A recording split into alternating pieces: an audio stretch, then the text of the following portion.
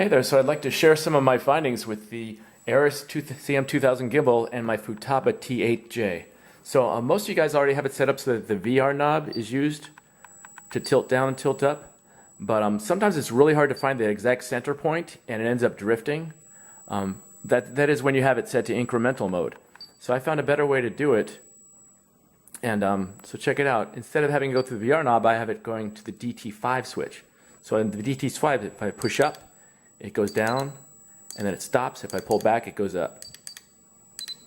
And then it doesn't drift at all. Simultaneously, I also set it up on switches. So switch G, it tilts it down. As soon as I stop, it freezes it. And switch H, if I push up, pulls it back up. And then also, I have my roll connected. So check this out. When I flip this switch up, and I use my ailerons, I go right, it actually tilts left and right. I have these also set up to my DT6 switch. So every once in a while, say you're flying and you notice it's a little bit crooked, by using the DT6, it actually can be adjusted a tiny bit or a whole lot.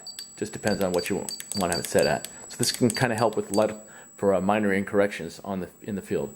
So let me show you how I set it all up.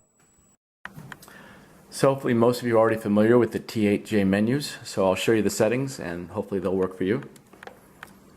First thing I did was under parameter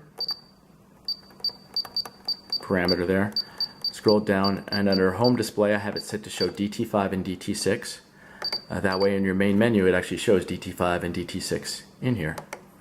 So we'll be using DT5 and DT6 to control the tilt and the roll. To do so, you go to aux channel, and channel 5, which is the pitch, will be set to DT5, and channel 8 will be set to DT6. And since those are being controlled by those channels, then went down to the trim setting, and under that I set DT5 to 10, so it's a little more aggressive, and DT6 to 5 because you only want to adjust the roll just a little bit. So to still be able to use the VR knob to control pitch along with the DT5, I use the magic of PMixes. And under here, I set up one which has the VR being pumped into the GER with a rate of -20%. And that way the VR knob isn't quite as sensitive when being applied to the pitch. So it's a lot easier to find that center point where it doesn't go one way or the next.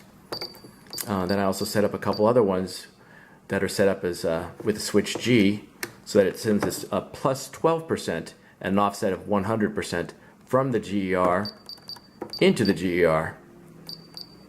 And then I also set another one using the H switch as -15%, again at an offset of 100, and master at GER and slave at GER. So it's basically pumping its own signal into itself at an increased rate. Then I also set up an aileron into AV2, and this is very strict. This is actually using a curve, so it's actually pumping the aileron. So when I move the aileron, it actually pumps a signal into the roll. Now I have the roll set to proportional mode, so incremental mode is turned off.